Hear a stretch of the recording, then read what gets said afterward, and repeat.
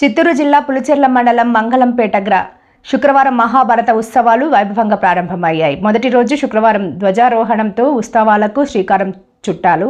మధ్యాహ్నం భాగవతారణి, హేమావతి మహాభారత యజ్ఞకథ, గానామృతం ఆలాపించారు. ఈ ఉత్సవాలు ఈ నెల 25వ తేదీ ఆదివారం 17 రోజుల పాటు అత్యంత వైభవంగా జరుగుతాయని ఉత్సవ కమిటీ నిర్వాహకులు తెలిపారు.